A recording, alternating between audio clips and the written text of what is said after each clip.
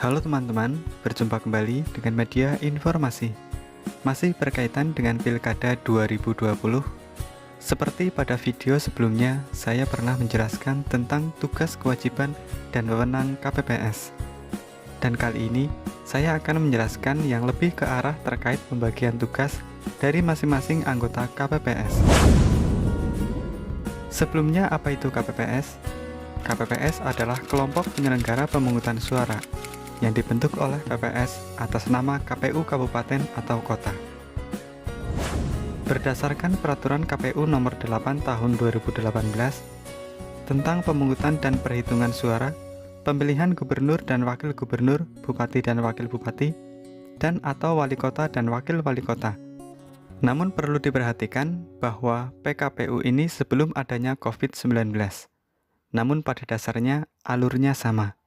Hanya saja nanti dalam pelaksanaannya harus sesuai dengan protokol kesehatan. Untuk itu saya membuat video ini agar supaya teman-teman yang baru menjadi anggota KPPS ada gambaran tentang tugas-tugasnya nanti. Dan bila nanti ada perubahan terkait pelaksanaan tugas KPPS, akan saya infokan kembali kepada teman-teman. Oke, langsung saja di sini ada 3 tahapan yang nantinya teman-teman KPPS jalani. Yang pertama, yaitu persiapan sebelum pemungutan suara. Di sini teman-teman nantinya akan membagikan undangan, mempersiapkan tempat, dan lain-lain. Dalam persiapan ini nanti akan saya jelaskan di video selanjutnya. Kemudian yang kedua yaitu pelaksanaan dalam pemungutan suara.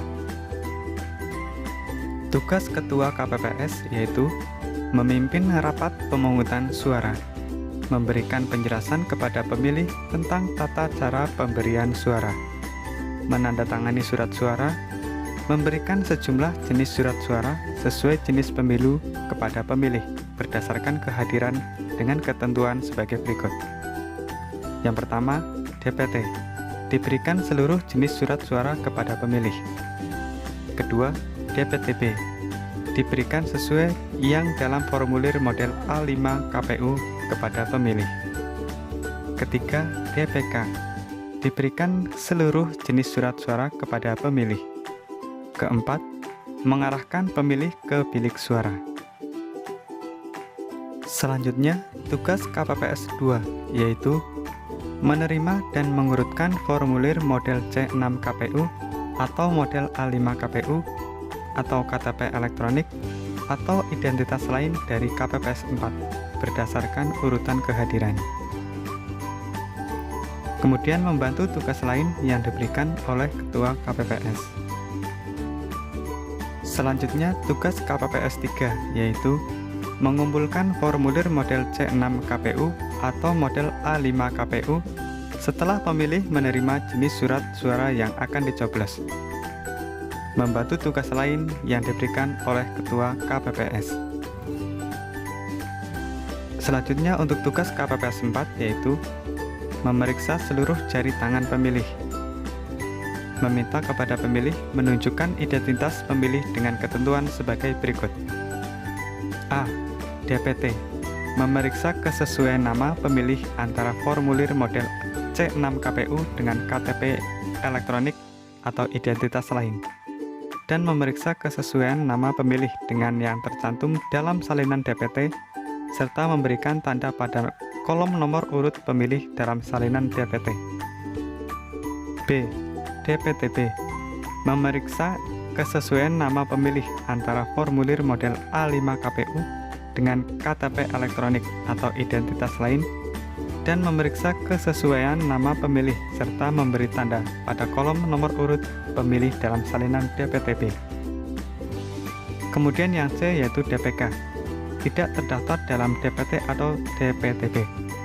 Ada surat rekomendasi dari PPS dalam tempat TPS-nya, memeriksa kesesuaian antara pemilih yang bersangkutan dengan KTP elektronik yang ditunjukkan oleh pemilih. Selanjutnya tugas KPPS 5 yaitu menuliskan nama pemilih dan jenis disabilitas pemilih yang belum tercantum dalam formulir model C7 DPTB KPU atau model C7 DPK KPU atau daftar hadir. memeriksa kepada pemilih untuk menandatangani daftar hadir tersebut. Kemudian mempersilahkan pemilih menempati tempat duduk yang telah disediakan untuk mendapatkan surat suara yang akan dicoblos sesuai urutan kehadiran. Selanjutnya, tugas KPPS 6 yaitu mengatur dan memastikan pemilih memasukkan masing-masing surat suara ke dalam kotak suara sesuai jenis pemilu. Tugas KPPS ke-7 yaitu mengatur dan meminta pemilih yang akan keluar TPS untuk mencelupkan salah satu jari pemilih ke dalam tempat tinta. Kemudian yaitu tugas dari petugas ketertiban TPS, yaitu menjaga ketentraman, ketertiban, dan keamanan di TPS, yang dalam melaksanakan tugasnya, satu orang berada di pintu masuk dan satu orang berada di pintu keluar TPS. Kemudian, untuk tugas KPPS yang ketiga yaitu dalam perhitungan suara. Tugas Ketua KPPS yaitu menjelaskan tentang tata cara penghitungan suara yang sah atau tidak sahnya surat suara.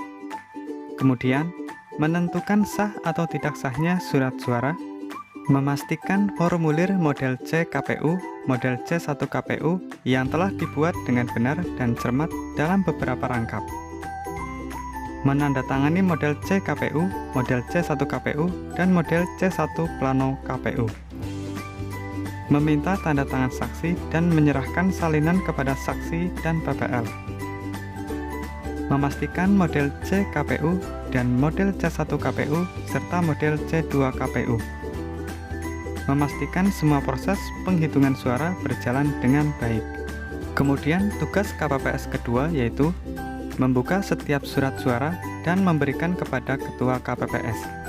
Selanjutnya, tugas KPPS 3 dan KPPS 4, yaitu mencatat hasil perolehan suara calon yang diumumkan oleh Ketua KPPS dalam formulir model C1 plano KPU bersama dengan KPPS 4. Kemudian memeriksa dan memastikan hasil pencatatan hasil perolehan suara telah sesuai dengan yang diumumkan oleh Ketua KPPS. Kemudian tugas KPPS 5 yaitu melipat surat suara yang telah diteliti dan diumumkan oleh Ketua KPPS untuk masing-masing jenis pemilu. Selanjutnya yaitu tugas KPPS 6 dan KPPS 7, yaitu menyusun surat suara yang telah diteliti dan diumumkan oleh Ketua KPPS dalam susunan sesuai suara yang diperoleh masing-masing pasangan calon, setelah diumumkan dan diikat dengan karet pengikat. Selanjutnya yaitu tugas ketertiban TPS, yaitu menjaga ketentraman, ketertiban, dan keamanan di TPS, yang dalam melaksanakan tugasnya, satu orang berada di pintu masuk TPS dan satu orang berada di pintu keluar TPS. Oke teman-teman, demikian penjelasan dari saya mengenai tugas dari masing-masing anggota KPPS. Semoga video penjelasan ini bisa bermanfaat bagi teman-teman yang baru menjadi anggota KPPS. Selamat bekerja dan salam media info.